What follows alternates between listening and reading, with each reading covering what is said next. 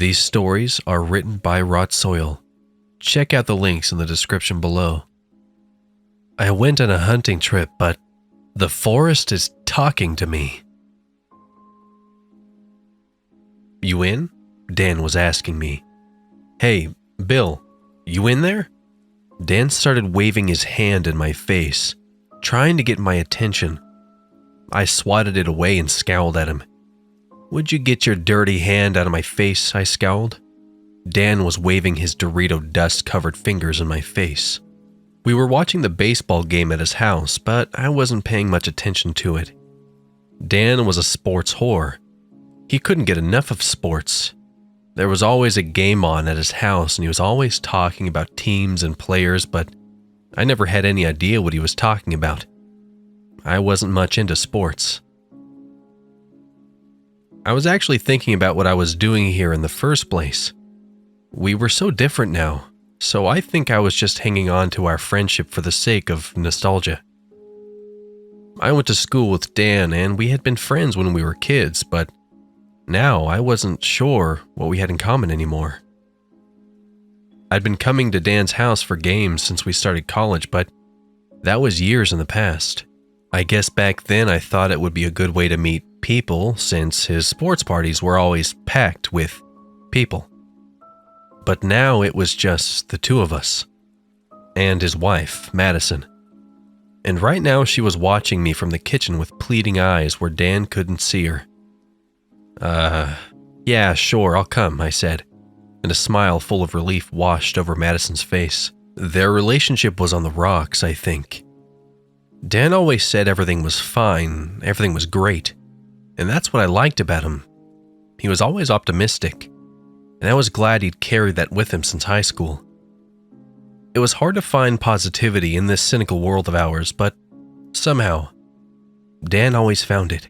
But Dan desperately wanted kids, and Madison wanted out.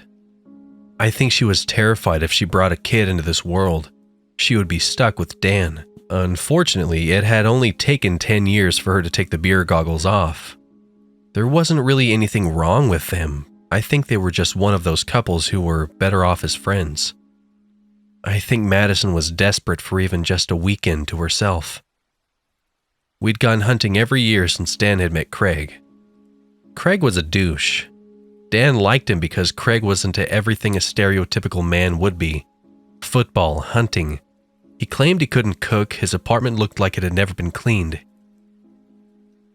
I had only been there twice, and not by choice, but it always had the faint smell of sweaty balls. The weekend in question, Dan was trying to get us together for our annual hunting trip. Months late. We usually went around November or December, but every time we talked about going, there was always something that came up. Dan and I owned homes, and for anyone who owns homes, you know every weekend there was always something that needed to be done around the house. Craig, who had never owned a home before and had never had to deal with the upkeep, always made fun of us, always told us just to do it another weekend, but the next weekend always brought more chores and more obligations. The unspoken elephant in the room was that Dan and I always hunted before the holidays to stock our freezers. We always made sure we got the most out of our kills, and if I'm being honest, I kind of hated killing animals. It was easier to go to the store and pick up a package of already killed, already processed animal than it was to look it in the eye and kill it myself. But Craig only hunted because he wanted the trophies. He only wanted what would impress people. He had animal pelts all over his apartment. He sold antlers and rabbit feet. He had deerskin blankets and fox pelts laid on his couch. I think he mentioned wanting to turn one of the rooms of his apartment into a trophy room, and wanting to mount heads on the walls and take some of the carcasses to a taxidermist. I don't know who he was trying so hard to impress. I didn't think it was right to hunt animals only for trophies. But to discard the food and only care about antlers or pelts, it didn't sit right with me. But I tried not to let myself think I was better than Craig. The more time I spent with Craig, the less I liked him. And I didn't even like him when he first started coming around. He was just obnoxious, but I could see Madison desperately needed a weekend to herself, so I made a mental note to mention it to my girlfriend Laura. Maybe they could have a girls' day or something. And that's how I found myself in a small camouflage tent in the middle of the woods on a Friday night. We'd been coming to these woods for a few years, so we thought we knew them pretty well. Although we never stayed in the same place twice. It was a thickly wooded area stretching for miles in every direction. Spring was here though, so the trees were ripe with fresh leaves and buds, while seasons of previous leaves blanketed the ground. "Don't you think you should be getting to sleep? We should aim to be up before the sun," Dan said as Craig snapped open a beer. "I'll be fine," Craig snorted.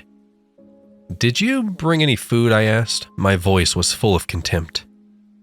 Craig pulled 2 six-packs out of a bag. "We're out in the middle of the woods on a hunting trip. There's food all around us. Lay off," Craig muttered. Dan and I laid out a couple of sleeping bags while Craig guzzled his beer and belched loudly. I shot Dan a look, who just averted his eyes. Dan knew I didn't like Craig, and I didn't know why he even brought Craig along anymore. I kicked off my boots and climbed in. It took far longer to fall asleep than I wanted. Normally I found the sounds of nature soothing, but with Craig texting on his phone, he was one of those people who had the keyboard noise turned on so I could hear him noisily click-clacking away on his phone, snickering and belching every few minutes. Sleeping proved difficult. I rolled over and gave Dan a look. He just shrugged and rolled on his back to stare at the top of the tent. I did the same, and eventually watching the moonlight cast shadows of dancing branches over our tent helped lull me to sleep. "Hey," a voice pulled through my sleep. Something was pushing me. "Bill!" I forced my eyes open and found Dan crouched over me. He was dressed in camouflage gear. His sleeping bag was already rolled up. "What time is it?" I mumbled, wiping sleep from my eyes. "Early," came his quiet reply. I sighed. It felt like I'd only gotten a couple hours of sleep, but I pulled myself out of my sleeping bag regardless. It didn't take long for me to roll up my sleeping bag and change my clothes, too. Craig was sprawled out on his sleeping bag, snoring loudly, empty cans scattered around his side of the small tent. A few minutes later, Dan and I were crawling out of the tent, pulling our hunting gear behind us and zipping it shut. "What about Craig?" I whispered. "Let him sleep," Dan shrugged. "Besides, we both know he's not going to be any help." "Then why do you bring him?" I was exasperated, but still trying to keep my voice down.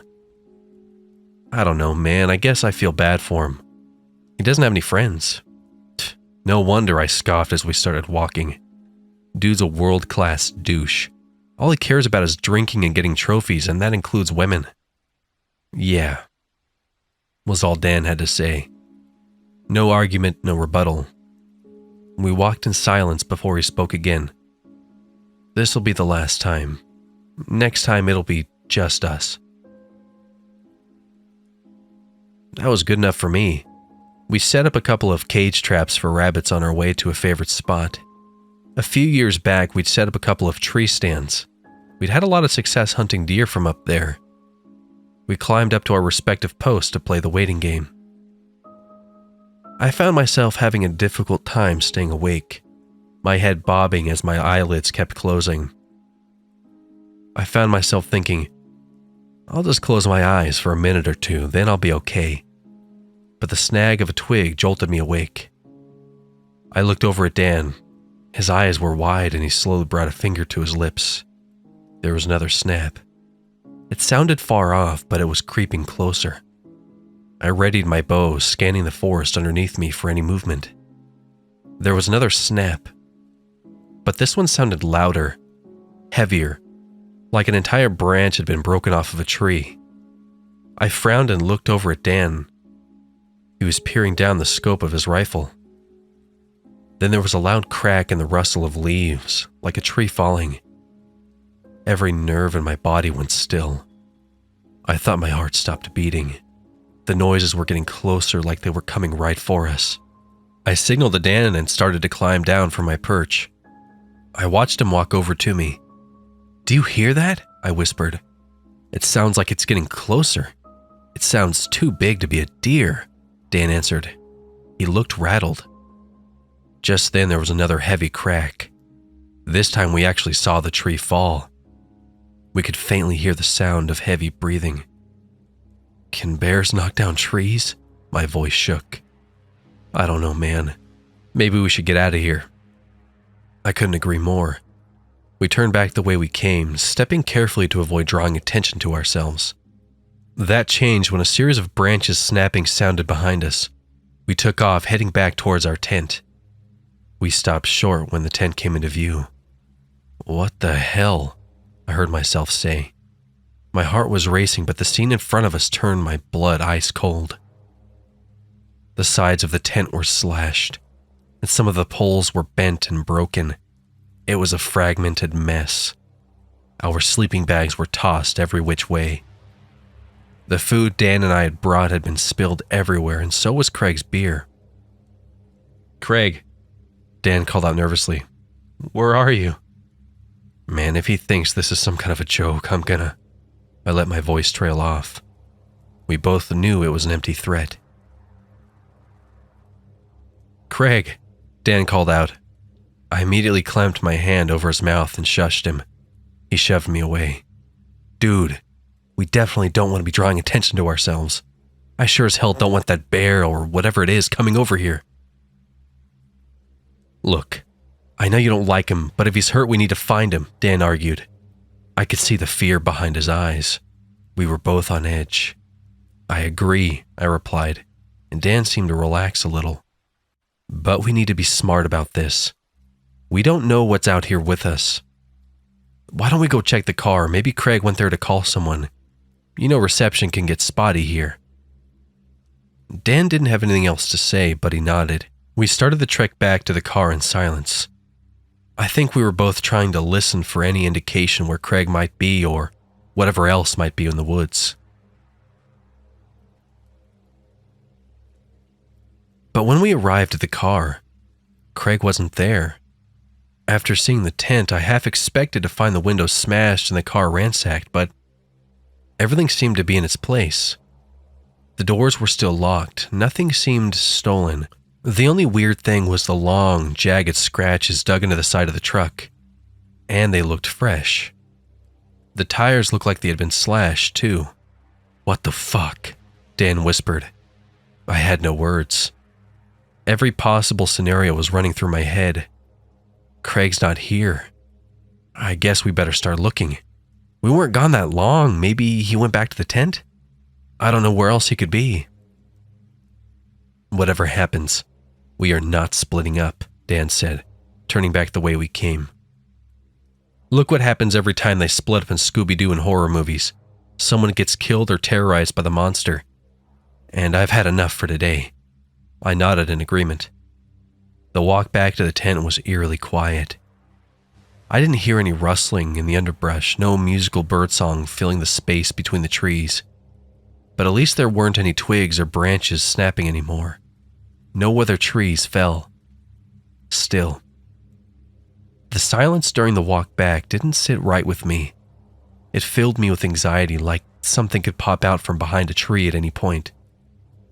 This was supposed to be a normal hunting trip, but so far it was anything but normal. I found myself wrapped up in my thoughts. Where the hell were you? Dan's voice broke the trance I was under as he ran ahead. I looked up to see we were back at our makeshift campsite. Craig was standing in front of us, and it looked like he had at least collected our belongings. Trash was still strewn all over the place. What? He asked, turning to face us. Where were you? I asked, trying to keep my voice steady. I was seething. I was convinced Craig had trashed our camp in the car, and he probably thought it was funny. He always thought everything was funny. Everything was a game to him, and after all these years, I was sick of it. Sick of him acting like a tool. Sick of his dumb laugh. Sick of him being a huge, overgrown child. And Dan always just went along with it. What are you talking about? I woke up and you guys were gone. I had to take a leak, Craig said. There was something sincere in his voice, but something still wasn't adding up. Why were you gone so long? I asked. What? I was only gone a few minutes. What happened to the tent? I came back and everything was all over the place. Wait, you think I did this? Craig's voice grew cold. There was an unspoken challenge behind his words. This wasn't you? Dan's concerned voice cut through the tension. Why would I do something like this? Craig laughed dryly, spreading his arms out.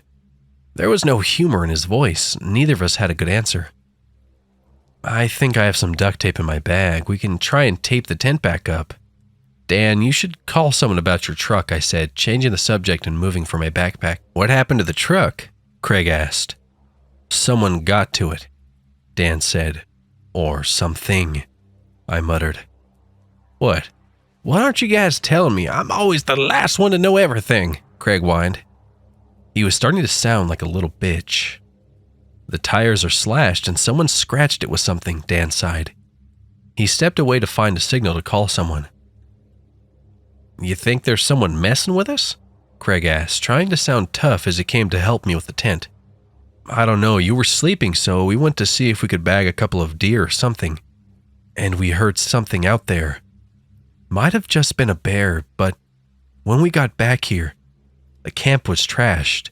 You were nowhere to be found, and now the truck? Something's up, I said. We worked in silence. The sound of the tape being pulled and ripped was the only thing we could hear. Tension was heavy in the air. I think we were all a little freaked out. Madison? We heard Dan call out. I looked around but couldn't see him. A cold feeling came over me. Dan was talking too loud for it to be someone on the phone. Craig and I dropped what we were doing and ran for Dan. Dan, I called out. She was here. Madison, I heard her. Dan's voice was trembling. How? Craig asked, just as I asked. Why would Madison be here? I don't know, Dan cried. He looked really freaked out. I was on the phone with someone. They're gonna come tow the car. They said they can give us a ride back, too. And then I hung up and dude, just take a breath and then tell us what happened, I said, trying to calm him as well as myself. Seeing Dan so freaked was starting to make me uneasy. I heard Madison, Dan gasped. I heard her. She called my name. It came from over there. Dan pointed to somewhere off in the forest. But why would Madison be here? How could she be here? Craig asked. I don't know, but I heard her. I know I did. Okay, I said. I'd never seen Dan this rattled before. Let's go see if we can find her, but we don't go too far in, all right? We stick together, no one goes off on their own, I said. Craig and Dan both nodded. We waded deeper into the forest, but there was no sign anyone else was here except us. The place was still too quiet. I started to feel like we were trapped under a huge invisible magnifying glass and something was watching us. Anything could be out here with us and we would never know. Every fiber of my being felt on edge, like I was just waiting for something else to happen. But nothing did. Look, man, I really don't think she's here, I sighed. Dan turned back to look at me. I could see the fear behind his eyes. You said the tow company was coming soon, right? Craig spoke up. Maybe we should go back and wait for him. For once, I found myself agreeing with him. Dan reluctantly followed us back. When we were about halfway back to the truck, Dan's phone rang. Hello? Dan scrambled to answer it. His voice was full of hesitation and hope. Is it Madison? I asked. Yeah, Dan said, letting out a breath he'd been holding in. His answer wasn't directed at me. What? What do you mean? There was a pause. What are you talking about? Just hold on, we'll be right there. Dan shouted into his phone. What is it? Craig asked. They said the truck isn't there, Dan said. What? I asked. Look, we gotta hurry. He said they're backed up and accused us of playing a joke and wasting his time. I don't know if he's gonna wait for us. I could hear the panic in Dan's voice again. We all took off, but when we got to where we'd left the truck, He was right. There was no sign of a tow truck, and our truck was just gone like it had never existed in the first place. "What the fuck?"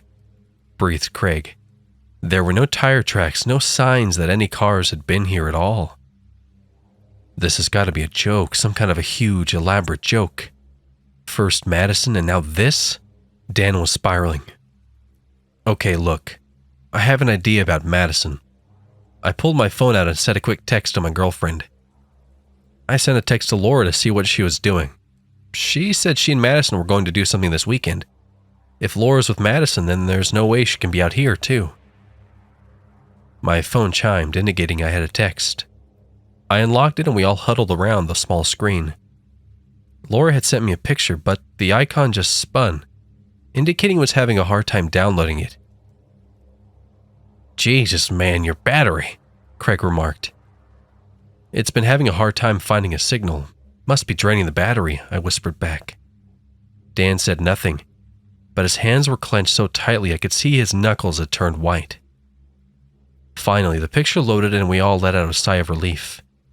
Madison and Laura were sitting under salon dryers, foil sticking out of their hair. They both had big grins on their faces. "See, they're both at the salon. There's no way Madison could be out here, too," I said, but my voice shook. Dan's reaction had been very real, and I found myself second-guessing what we'd seen in the picture. I knew Dan well enough to know he didn't get this worked up about anything. I could see the doubt painted across his face. "Let's get back to camp," I suggested. "We can regroup there and figure out what we're going to do. We have to get home somehow." We walked back in silence. It was only midday. We should have plenty of time to pack up and start walking until someone took pity on us. A small wave of relief washed over me as we found the camp just as we left it. Nothing seemed out of place. "Either of you have a phone charger? Mine is dead. Spent too much time on Tinder last night." Craig smirked. I could tell he was just trying to settle all the uneasiness in the air by trying to be himself, but I don't think Dan or I had it in ourselves to deal with him. "Dan, didn't you have that solar charger?" I asked hopefully. My phone needed a charge too. "Yeah," Dan said flatly, turning to face us. He looked exhausted. It was in the truck. That killed whatever hope had sparked up. "I'm hungry," Craig whined. "Maybe you should have brought something other than beer," I scowled. "And all of our snacks are gone," Dan said, throwing down his backpack. "Let's go check those cages we said earlier. Maybe we got something." "Craig, clean up the camp while we're gone. We'll cook it real quick when we get back. We can eat while we're walking back to the road," I suggested. No one protested, so Dan and I went our way. "I feel like I'm losing it," Dan whispered when we were far enough away from camp. "I heard her, Bill. I know what I heard." His voice sounded strained. "I know, man, I believe you. I'm not sure how or what's happening, but I don't think you're going crazy." I didn't know what else to say. We walked in silence for a while, rocks and leaves crunching under our boots. "What the?" Dan said. The cages had been tossed aside like crumpled pieces of paper. "Who would do this?" I asked, picking up a bent mess of metal. "Could a person even do this?" "I don't think a person did this," Dan replied. There was something ominous lingering in the air between us. I tossed the cage away. It was no use to us now. "Let's go tell Craig he's going to starve." I rolled my eyes, anticipating a childlike tantrum from him. But when we got back to camp, Craig was sitting on a log with his back to us, staring at something.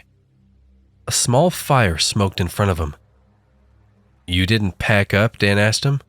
Craig didn't answer. "It's getting late.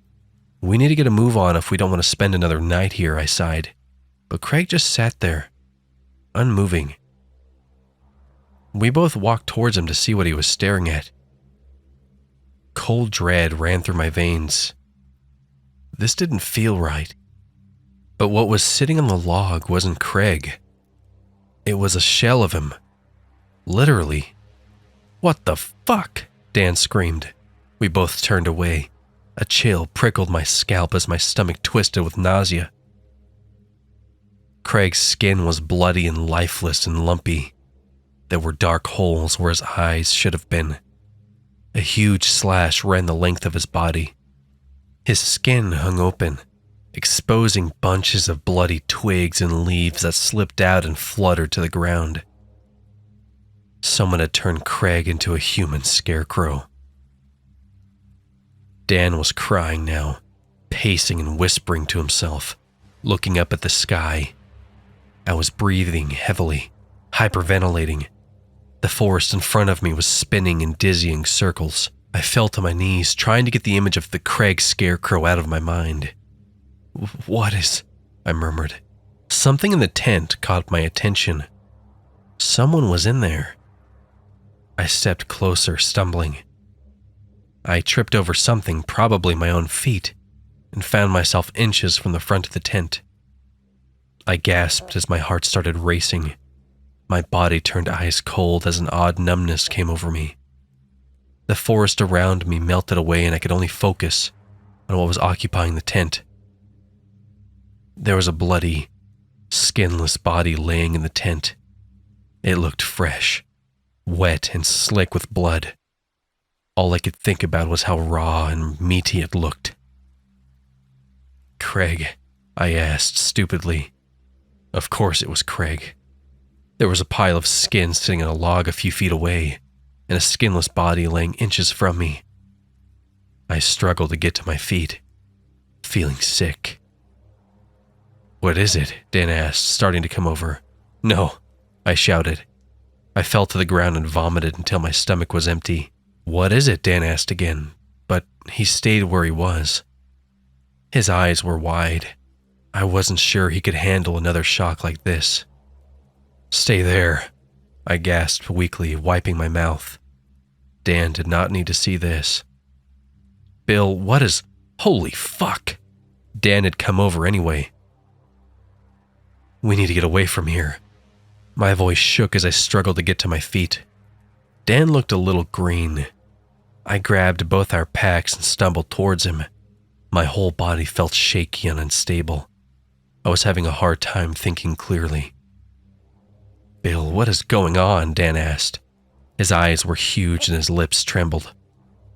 "I don't know, but we're going to get out of here and we're going to call the police. How's your phone looking?" Dan pulled his phone out of his pocket. 40% battery. Yours?" "About the same. Let's turn them off until we get somewhere with better reception. Better to conserve what battery we have left than let it keep draining, searching for a signal." I was trying to think logically, but my thoughts were still swirling around. "Where are our weapons?" Dan asked. I looked around.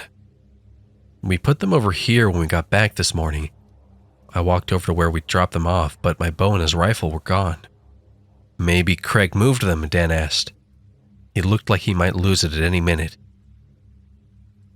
"If he did, I don't know where he would have put them." Deep scratches raked the earth where we had piled them. "I still have my hunting knife," Dan said.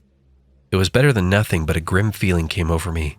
The last thing I wanted was to be wandering in the woods without a real weapon.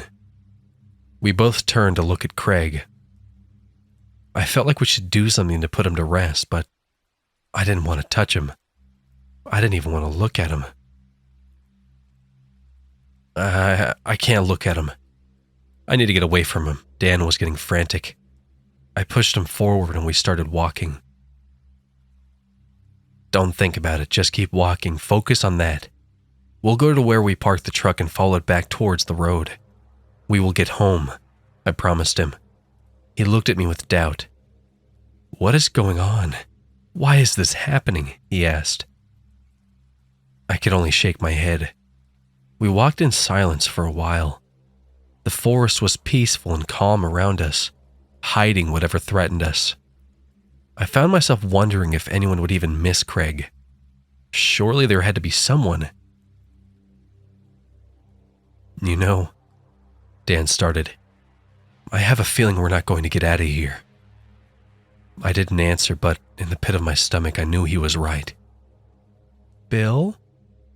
A voice called through the forest. I stopped immediately, a sick, cold feeling coming over me. That was... Dan whirled around to face me. Laura, I breathed. A sinking feeling came over me.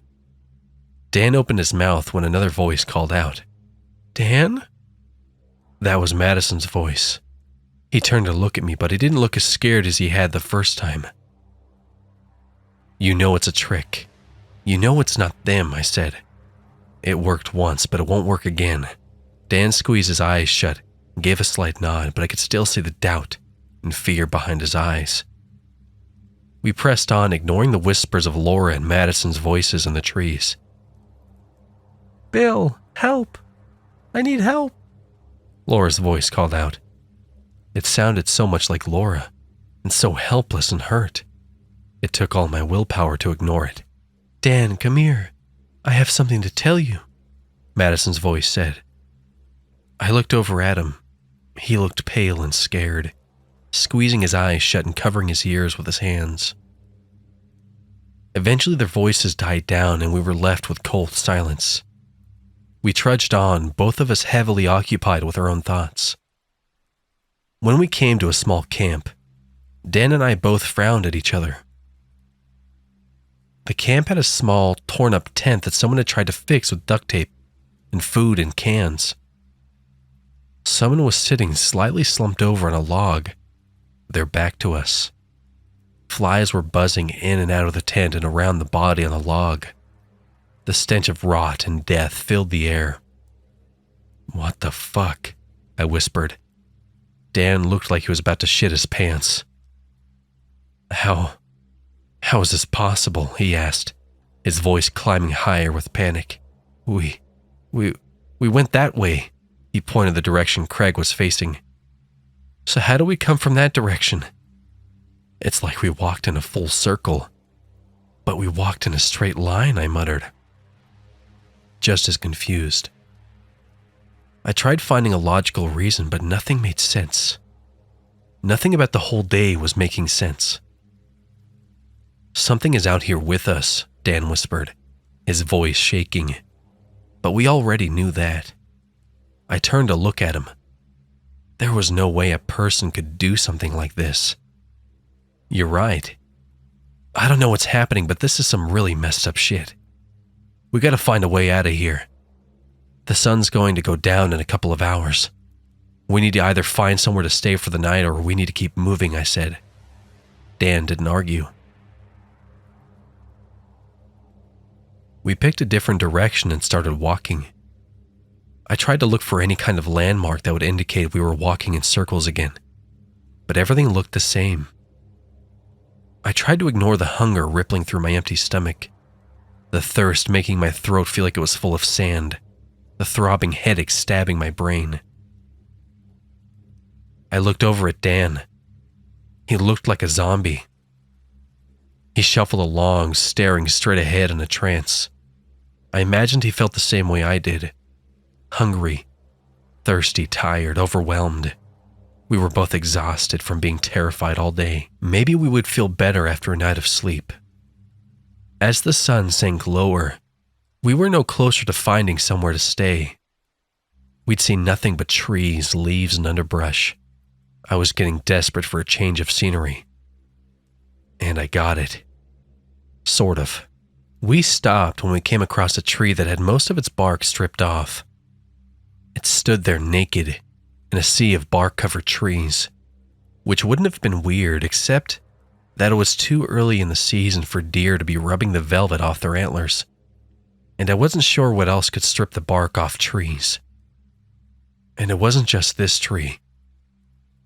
Past this one, we could see there were more bare trees than trees with bark, each marked with blood. Some of them looked like a deer had pushed so hard against it, the tree had started to bend and splinter. Can deer knock trees over? I asked. My throat was so parched. My voice came out dry and raspy. Dan shook his head. I don't know, but at this point I guess anything is possible. His words hung between us grimly. As we continued walking, I got the creeping feeling something was watching us. I scanned the tree line, trying to find what else was out here with us. The sun descended even slower, casting an amber light around us. The chirping of birds eventually died down, leaving us with the only crunching and shuffling of us walking. Suddenly, a scraping noise filled the air and adrenaline shot through me. We slowed our pace as the noise became louder, closer. Dread filled me as we entered a makeshift clearing. All the trees in the area had been knocked over, leaving a circle of fragmented stumps. In the middle stood a huge, hulking creature. It looked like someone had played mad scientist with it. It was huge, hulking, covered in bushy, dark fur. It towered over us, and as I looked it over, I thought I might piss myself. It had the body of a giant bear, but its four legs narrowed down to long, thick, hawk-like talons. Massive antlers sat atop its head, bloody with skin-like flesh hanging from them, but its face was the most terrifying part of it. It looked like the creature had skinned the face of a baby and was wearing it like a mask. Dead eyes glared back at us from behind the face. It was just standing there, like it had been waiting for us to arrive. "What the hell is that?" I whispered. My heart was beating in my throat, but Dan didn't answer me. I didn't dare take my eyes off the monster out of fear that the second I looked away, it would either disappear or lunge at us, and I wasn't sure which one would be worse. Out of the corner of my eye, I saw Dan trembling. I knew he was going to run. Every instinct in my body told me to run too, to get as far away from this thing as I could, that it could and would kill me. "Dan," I whispered, trying to get his attention. "Don't do it, don't." But before I could finish what I was saying, he took off, crashing through the forest. In seconds, he was out of sight, and the creature let out a primal growl and chased after him. I stood there, frozen with fear, breathing heavily. I waited to see if it would come back, but soon the air was filled with Dan's screams and a wet, squelching noise. I didn't wait for it to come back. I took off in the opposite direction. I ran as fast as my legs would carry me, trying to watch for rocks and branches I could trip over. What I wasn't watching for, though, were low-hanging branches. I smacked right into one and blacked out before I even hit the ground. When I came to, I was lying on my back in a bed of leaves, staring up at a black sky. Stars twinkled back at me through the canopy of trees. My head was throbbing so bad I thought my brain was going to bust through my skull. I sat up, groaned, and touched my forehead. My hand came back sticky with blood. The events from the day came flooding back to me as I scrambled to my feet. The monster. Where was the monster? I whirled around frantically, trying to spot it. The monster got Dan. Oh. Dan was dead. I was on my own now. I pushed out all other thoughts except the practical ones. I knew I needed to find somewhere safe to stay the night. I felt exposed and naked out here in the woods. I knew it could see me no matter where I went or where I hid, but I would never know where it was. As soon as I found somewhere safer, I would try to call for help again. A small flickering light off in the distance caught my eye. I stepped towards it hesitantly. It was then that I noticed a smell in the air. I stepped closer, trying to get a better whiff of it. It was familiar. It smelled like fire? A campfire. As I got closer to the fire, relief settled over me. A couple was sitting in camping chairs around it. An RV sat behind them. Maybe they could help me. "Please," I rasped as I approached them. The man immediately stood up, startled. The woman shifted in her seat uncomfortably. In the dim firelight, I could see the woman was blonde and very pregnant. The man looked ready to beat my face in if I took a wrong step. "Stay back," he warned, picking up a large stick. please. I pleaded again. I need help. Jeremy, maybe we should help him, the woman said from her chair. They both looked tense, like she was ready to run and he was ready to swing at any given moment. And I couldn't blame them. I felt like hell, and I'm sure I looked worse. Who are you? What do you want? Jeremy asked, lowering the stick. My name is Bill. I came here hunting with my friends, but... There, I choked. I couldn't find the words. What would I even say? That one of my friends was skinned alive and another was mauled by a weird bear-deer-bird hybrid? I took a deep breath and continued. They're gone. We were trying to get back to our truck and go home, but it didn't happen. Do you have a phone charger, or can I borrow a phone? I need to call for help. I thought maybe one of their phones might work better than mine. The woman's expression softened and she relaxed. Of course, you can borrow our charger. We have a portable battery. You look filthy and hungry. There's a stream just down there a ways. Why don't you go get cleaned up? We'll charge your phone for you. And you can use one of our phones to call for help. We'll get you something to eat. Nicole, Jeremy sighed. But she shot him a look and he shut up. I removed my backpack and handed them my phone. I made sure they left it in plain sight before I went to find the stream to wash up. The last thing I needed was someone to take advantage of my situation and steal my phone. I took off my jacket and splashed some water in my face and my arms where I could feel the dirt stuck in my pores. I worked quickly, rubbing my skin clean and pulling my jacket back on. That would have to be good enough. As I neared their camp, I heard them arguing. Jeremy didn't want them to get involved. He thought I was some freak and I didn't blame him. If Laura was with me and pregnant and some filthy weirdo came crashing out of the forest, I would probably react the same.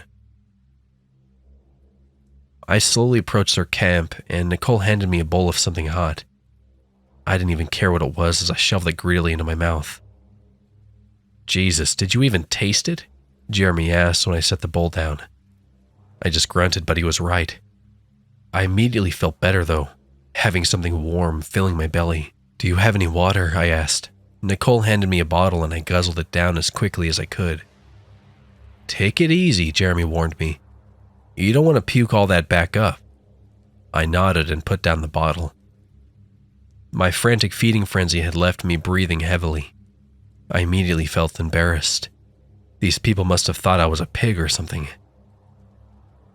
So, what happened to your friends? Nicole asked. There was a tone of skepticism in her voice. I don't really know. Dan was attacked by something, I started. What, like a bear? Jeremy interrupted. I shrugged. Well, here, Nicole said, handing me her phone. Call for help. You can stay with us until they get here. I took the phone and took a couple steps away from the camp for privacy. I dialed for the police, but there was no noise to indicate the call was going through. Pulling the phone away from my ear showed I had no signal. I frowned and took a couple steps away, looking up to find a patch of sky through the trees. If there was nothing obstructing the call, then it should go through, right? Wrong. The same thing happened again and again and again. After 4 tries, I Googled the number for the state police and the National Guard, but the search results wouldn't load. I admit I was getting desperate. Not one of my calls went through. Did you get them? Nicole asked hopefully. No signal. Same thing that's been happening to mine. I shook my head. Concern and disappointment was etched across both their faces. You can try again later. Why don't you tell us exactly what happened to your friends? Jeremy asked. I could see the distrust behind his eyes, and given their situation, I couldn't blame him. So I gave them the short version, leaving out the bit about Craig being a scarecrow now. I didn't see a need to upset Nicole more than I already was. I could see Jeremy's glare soften a bit, but not completely. Oh, that's awful, Nicole gasped. She seemed on edge after hearing my tale. Even Jeremy looked a little pale. Yeah, so I suggest we all get out of here unless you want to risk getting killed, I said, standing. No one argued with me. What are you two doing out here anyway? We were trying to have a romantic weekend before the baby comes, Nicole said, caressing her stomach. We used to go camping all the time when we first started dating, so we thought this might be a nice way to end the chapter before the next one begins. If what you say is true, then we're going to pack up and head out. I don't like the idea of sleeping in a forest where some murderous animal's rampaging around. You can come with us. We can drop you at the police station on our way, Jeremy suggested. I nodded, though I was starting to get pretty tired.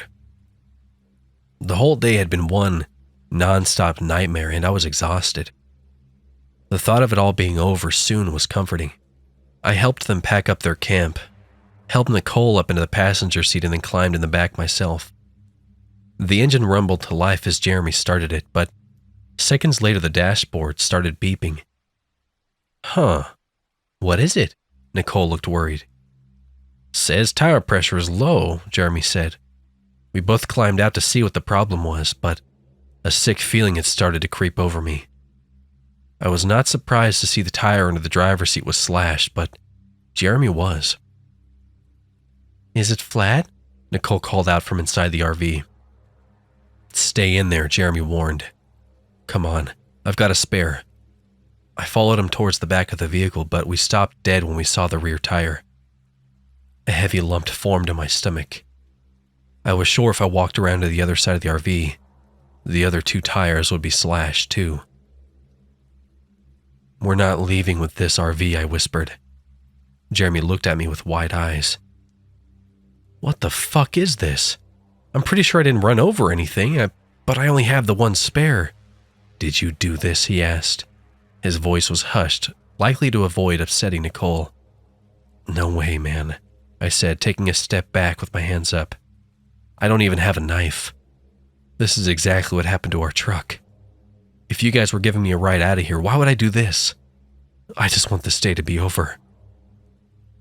What's going on? Nicole asked. She came around the side of the RV and shivered as she wrapped her jacket tighter around herself. Tires are slashed, Jeremy said. So what now? Nicole's eyes widened with shock. I guess we walk until we find a better signal, Jeremy said. I felt a sense of déjà vu come over me. Just then, a low growl emanated from the forest around us. I felt all the blood drain from my body. What was that? Nicole whispered. We need to move, I said. Now. Jeremy and Nicole didn't even argue. We all grabbed our backpacks from the RV and took off into the woods. After about 5 minutes of crashing blindly in the woods, I realized Nicole was falling behind. I turned back to help her and Jeremy stopped where he was. Wait for me, Nicole panted. Jeremy took a step towards us when something huge slammed into him. I crushed Nicole against me, trying to shelter her from whatever had attacked Jeremy. Holy shit, I whispered as we both turned to where Jeremy had been standing. The beast I had seen before was standing a few yards away from where Jeremy had been. Its head was tilted up, reaching its antlers towards the sky. Jeremy was dangling from an antler that had pierced through his chest. He tried to let out a scream, but blood just gurgled out of his mouth. Nicole started to scream, but I immediately clamped a hand over her mouth. Don't, I whispered. A chill trickled down my spine as the beast turned to look at us. I heard Nicole gasp beside me as she took in the mask on the beast's face. As it turned slowly to look at us, Jeremy's body swayed with the movement. A malicious look came across its eyes, and it started shaking its head back and forth, like how a dog would when playing with a toy. Jeremy's body jerked violently until it finally came free and crumbled to the ground with a sickening thud. It was taunting us. Before she could scream, I grabbed Nicole's hand and ran into the woods. We stumbled a few times, but I ran on anyway and dragged her with me. We ran for what felt like hours, but I knew no matter how far I ran, I would be no closer to escaping this forest hell. Stop, I need to stop, she gasped. I was breathing hard too, but every nerve in my body was alert and listening. My ears strained to hear any noise that could indicate the beast behind us, but I heard nothing. Even in the dense trees, I felt exposed. I felt like this was a game of cat and mouse, and we were going to die. "Here, sit down," I said, helping her to sit down on a fallen log. She groaned and rubbed her belly. I didn't know the first thing about babies, but I was sure a woman this pregnant shouldn't be running like that. "What the hell was that thing?" she asked. "I don't know." I shook my head, still trying to calm my rapid heartbeat and steady my breathing. Do we have any water?" I rummaged through my backpack, but I only had the empty bottle they had given me earlier. I helped her take hers off and looked through it. She had packed food, but no water. "I'll see if I can find a stream nearby to fill it. Stay here. Do not make a sound. Do not move unless you have to," I commanded her. She nodded, but I could see the fear in her eyes. I left my pack with her and started walking. I was blind in this forest. I had no idea where anything was or how to get there. I also had a feeling even if I knew exactly where I wanted to go and how to get there, for reasons unknown, I wouldn't. I wasn't even sure if I could find my way back to Nicole. Luckily, I did come across a small stream. Twigs snapped as I knelt down beside it and angled the bottle to catch the water flowing from a rock. As I rose and turned to make my way back to Nicole, a scream cut through the forest. I raced back to where I thought I'd left Nicole. The backpacks were still there, but she wasn't. "Nicole," I called out. If the beast was around, then she probably wouldn't answer, but yelling might also draw the beast's attention to me, giving her a chance to escape. I quickly slipped on my backpack and carried hers, looking around for any indication where she might be. Then I smelled something. I followed the smell carefully, trying to place what it was. It smelled pleasant, but I didn't know what it was. I wondered what would smell so good in the middle of the forest where people were dying left and right. The smell grew stronger as I followed it, but I grew uneasy. Something wasn't right about this. But nothing about this trip had been right. It was becoming difficult for me to differentiate between the ongoing danger and immediate danger. I felt like I had been on edge all day. I was exhausted, and my nerves were shot. "Nicole," I whispered, stepping closer to wherever the smell was coming from. I froze when I heard a whimpering. My heart pounded painfully as my mind raced with all the possibilities of what could be making that noise. It could be a wounded animal begging for the release of death, or it could be a wounded animal that might strike back. It could be that beast again, playing more games. Or it could be Nicole. My blood ran cold at the thought, and I made up my mind. I followed the noise, stepping carefully to avoid branches or anything that might give away my position in case it was a trap. My ears almost hurt trying to listen for any other noises. I tried to quiet my breathing as best I could. It felt like I had been tiptoeing around the woods for hours. The smell had become overwhelming and dizzying. It turned to something sickeningly sweet, and it was making my stomach roll. I tried to take shallow breaths to avoid breathing it in, but it was everywhere. Just when I thought it couldn't get any worse, I found the source of the sounds. It was Nicole, and I had a brief moment of relief before I took in the scene in front of me. Nicole was lying on her back on the ground. Her eyes were wide and she was gasping for air. In the dim moonlight, I saw she was covered in blood and holding her stomach.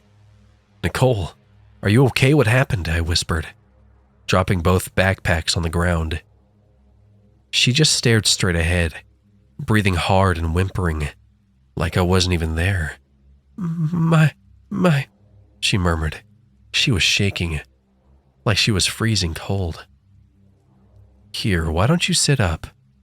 I started to take off my jacket to cover her when I caught sight of a deep gash running through her stomach. Blood trickled out of her wound as I sat there in disbelief. I didn't know what to do to help her. I wasn't a medical professional. I was helpless. "My baby," she gasped, and absolute terror overcame me. "What happened?" I demanded. "Is the baby okay, Nicole?" But she didn't answer me. I reached out to touch her hand, trying to bring her attention to me, but I recoiled once I made contact with her skin. She was cold and pale, and her skin felt clammy. If I had to guess, I'd say she was going into shock. I needed to get her somewhere safe. Just as I reached out to help her up, I heard a sick, squelching noise, like something having a messy, lip-smacking meal. I knew I should have turned and ran then. I should have done anything I could to get as far away from there as possible, to look out for only myself. But I didn't. Despite every instinct telling me to run, I felt compelled to follow the noise, even as the sweet smell grew stronger. It was like I was in some kind of a trance. I wanted to run. I wanted to find a way out of here. But I was powerless to stop my legs from carrying me towards whatever it was. Dread replaced the blood in my veins.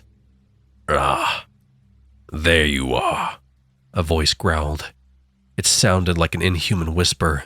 My whole body was trembling by the time I reached the source of the voice.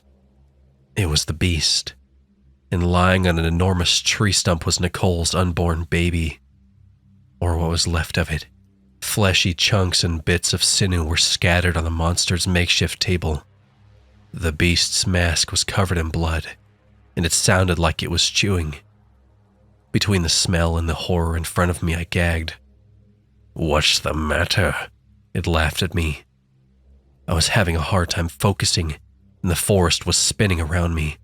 Bile rose in my throat. "What the fuck?" I gasped, trying to keep from vomiting. "You... Craig.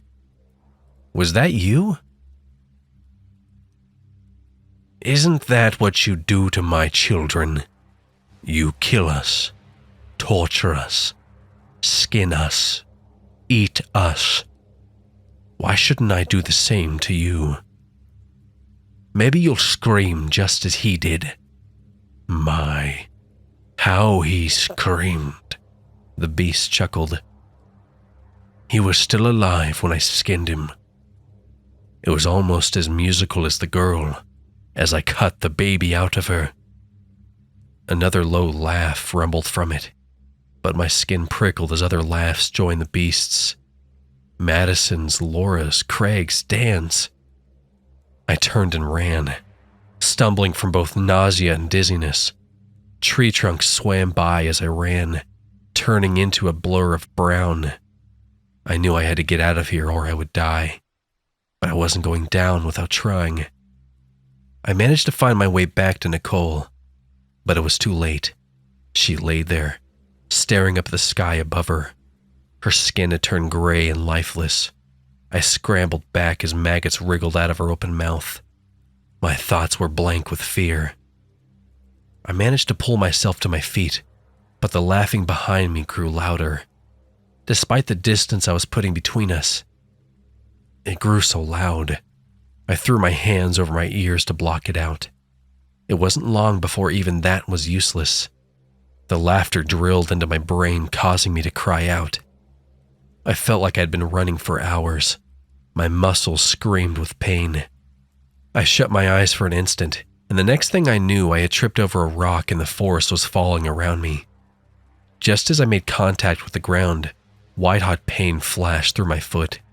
I screamed in agony and the laughter around me seemed to mock me.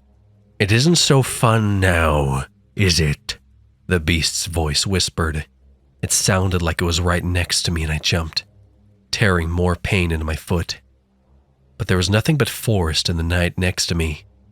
I looked down and saw it fallen into an old, rusty bear trap someone must have left. Tears welled up in my eyes as I grunted and pulled myself into a sitting position.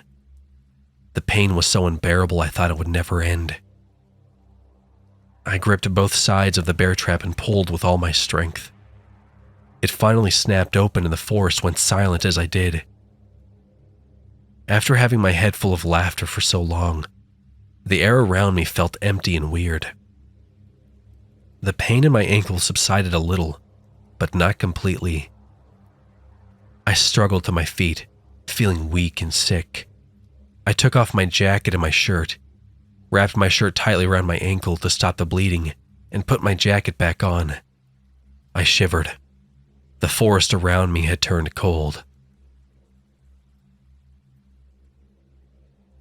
I picked up the biggest stick I could find. It would help me walk. And if anything came near me, I could use it to defend myself. I limped along, trying not to put pressure on my bad foot. Despair was setting in. It was starting to feel like I would never get home. I stopped to lean against a fallen tree. I was out of energy and out of breath. Between the pain and my exhaustion, it was getting difficult to focus on anything, and I was getting tired. I pulled out my phone and turned it on. I figured if I was going to die, I could at least try calling for help again. I held my breath as the tone indicated the call was going through. "Hello?" The voice crackled on the other end. "Hello? I need help," I whispered frantically. Static sounded from the other end of the line. "Stay calm. Where are you?" the operator asked. I took a deep breath and told them where I was. "Please, you have to help me. Everyone is dead." "Sir? Hello?" More static crackled through the line and eventually the call dropped. I sighed, but every nerve in my body snapped to attention as I heard a rustling coming nearer. "Who's there?" I called out, raising my stick, but no one answered. The rustling got louder as whatever it was came closer. I pulled all the strength I had, ready to swing. I pulled back my arms and let go. "Bill?" The voice sounded familiar, but it was too late. "Dan?" I asked incredulously.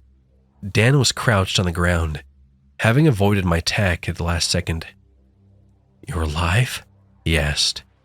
I could say the same thing. What happened?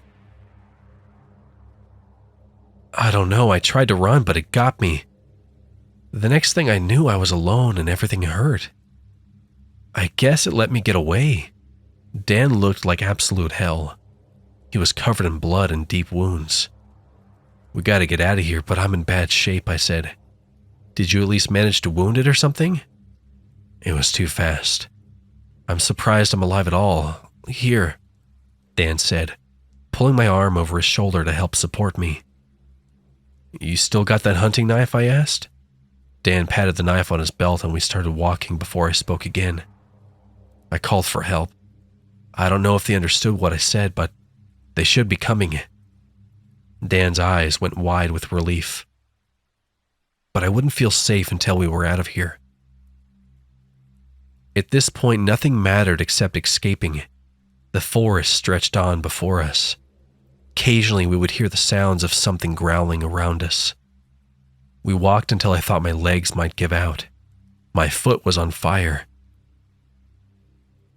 "When it attacked you, did it smell?"